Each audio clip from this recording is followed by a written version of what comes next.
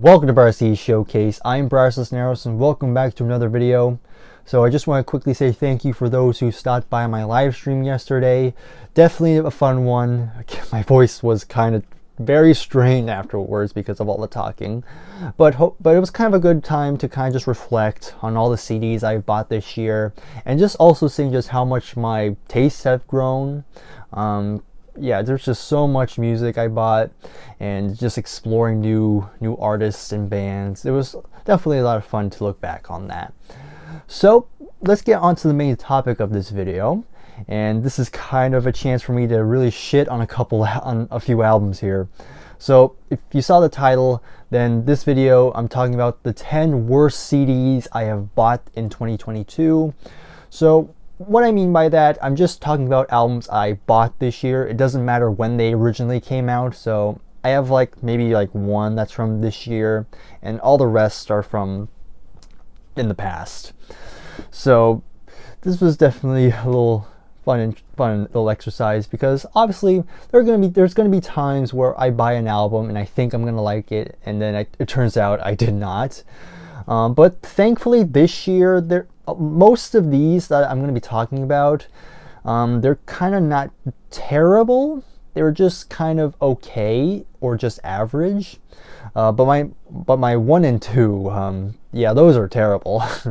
I did not like them that much. But everything else is just average. So before I begin, let me just quickly say that this is just my opinion. If you actually enjoy some of the albums I'm going to be talking about, and please don't let my opinion change yours. I mean, we can all like what we like, but these albums just weren't for me. So let's get started with my number 10. And this video might be quick because, again, a lot of these I don't have a whole lot to say. So first up, and you saw this in the thumbnail, had to get a little bit of clickbait in there, but it is in the list. We have Def Leppard, Diamond Star Halos. This is their latest album they released earlier this year. It's okay. It's fine. It's just painfully average. To me, Def Leppard, I mean, they had the debut up to, I'd say, Adrenalize, and then everything after that is kind of like, I really don't care. So I just got it because I was at Walmart one day. I decided to just check what they had in the CD section. I mean, it's not much, but I saw it there and I was like, why not? Let's just give it a listen. And I took it home and I played it. And there are some couple of good songs on here that I kind of liked. Like, it starts off strong with Take What You Want. I kind of like that one. But then you get to Kick, which was, I think, the first single. Even when I first heard that originally, I was like, yeah, I'm not feeling this song. They're just trying way too hard to make her have a radio hit. It just didn't work for me. Other songs I kind of liked, Liquid Dust, I guess Lifeless, and I think it ends pretty strong with From Here to Eternity. But other than that, yeah, not much else to say. It's modern Def Leppard. Again, there are some people who actually really enjoy this album. I'm just not one of them. It's just not that great in my opinion. But again, if you liked it, that's fine. It's just not for me. Okay, next, for my number 9, it's not so much I hated it. It's more like it just wasn't my cup of tea. And I'm sure there are people out there who really do enjoy this album, but it just wasn't really suiting my taste. We have Herbie Hancock, Future Shock. So this album's pretty influential, believe it or not, because it's very influential in the hip hop genre, because this actually predates a lot of what we associate with hip hop. This came out in 1983. So for historical purposes, this is kind of important. However, I'm not a hip hop fan, so this doesn't do much for me. It's an interesting listen, I'll give it that, but again, just not for me. And I bought Thrust not that long after, and I much prefer that one over this.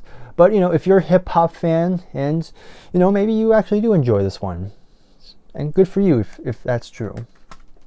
Okay. this one I just got for one song, mainly.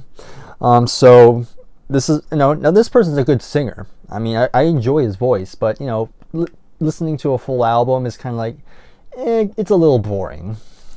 We have Michael Bolton, Soul Provider. And the main reason I got this was for the song How Can We Be Lovers. That's a good 80s song right there. But it has How Am I Supposed to Live Without You, which was a pretty big hit. And then it has a cover of Georgia on My Mind. But everything else, it's pretty much your typical late 80s pop, soul type of album.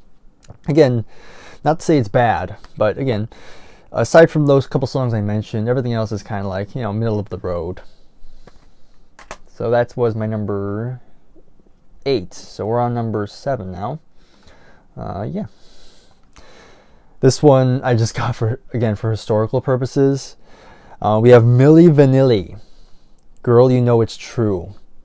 I do like the title track. The title track's okay.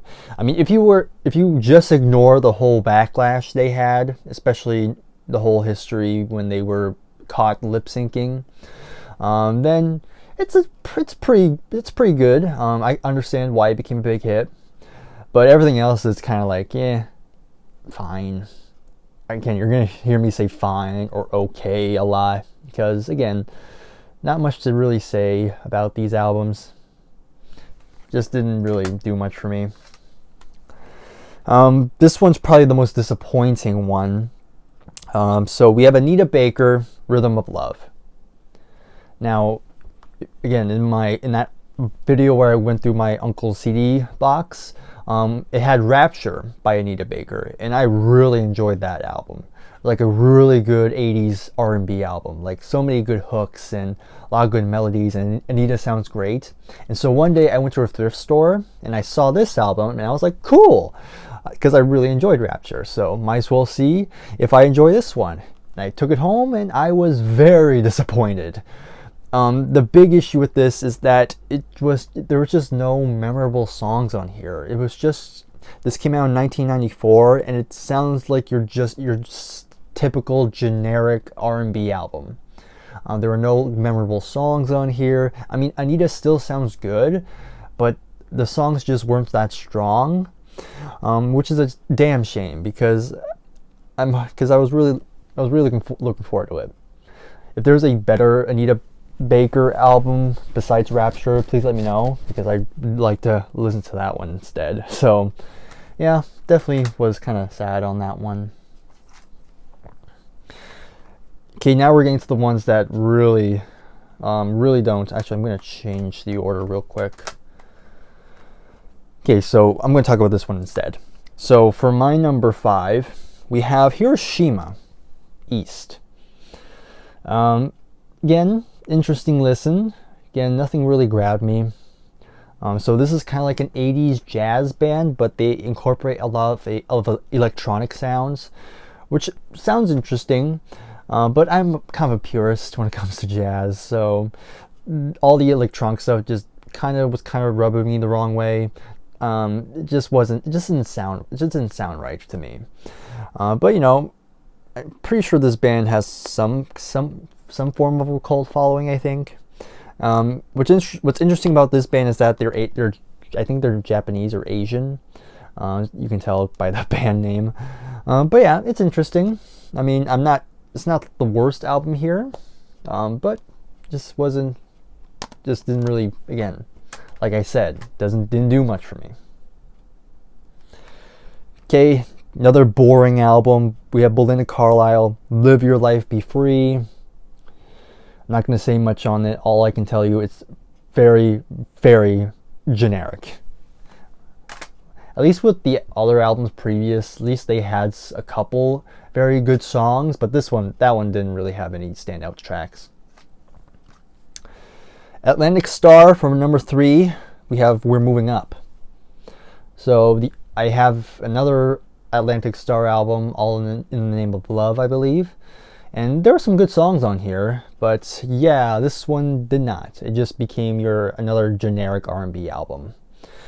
So it's called We're Moving Up. Well, I disagree. I think they went down a couple pegs. But yeah, that's that. What's interesting is that a lot of the male singers are really prominent on here. At least on the other Atlantic Star album, there was kind of a nice balance between the male singers and the female vocalist. But I feel like they should have put more of the female vocalist in here, because I kind of preferred her songs the most, more so than all the other guys in the group. But yeah, that's just my opinion. Now we get to the top two, and yep, these were terrible. I did not like these at all. So first up, Ace of Base, The Sign. Aside from maybe the title track, which I've known for a bit, everything else just no. Did not like this music. The vocals didn't do much for me. I just found it kind of annoying. Yeah, it was just not that good for me. The Sign was kind of their biggest hit, and that's probably all you'll need from this group. So yeah, no, I didn't. Just not good.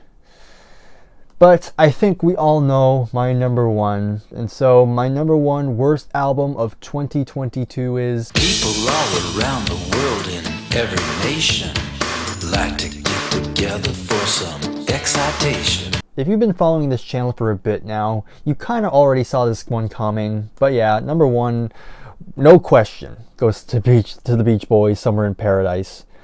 A god-awful album. But the sole reason why I got it was just so I can meme on it. Because it's just hilariously terrible. Like, Mike Love is trying to bring the Beach Boys into the 90s, and it just fails miserably. You have a lot of covers, a lot of songs that are trying to sound like Kokomo. You have John Stamos singing Forever. Yeah, it sounds terrible. The vocals don't sound that great, which is a damn shame, because, you know, this would be their last album for a long time until they would release an album in 2012. But yeah, I mean, good thing they ended on a better note than this, because if they ended everything with this album, that would be the biggest downfall to any band ever. But yeah, yep, Summer in Paradise by the Beach Boys, absolutely god-awful. So there you have it. Those are 10 of the worst CDs I bought in 2022. Once again, if you actually like some of the ones I brought up, again, totally fine, but these are just my opinions, and we can like whatever we like. So hopefully you enjoyed me ranting on these albums for a bit. Next episode, or next video I should say, which will be up tomorrow, and it will be a much more positive experience where I talk about 30 of my favorite albums that I bought in 2022. So look forward to that. Like, again, even though aside from the 10 I just talked about, there are so many good albums that I bought this year, and I can't wait to share some of my favorites with you. So again, look forward for that video tomorrow, and I'll see you then. If you like this video, please leave a like, subscribe if you're new, and I'll see you whenever. Bye for now.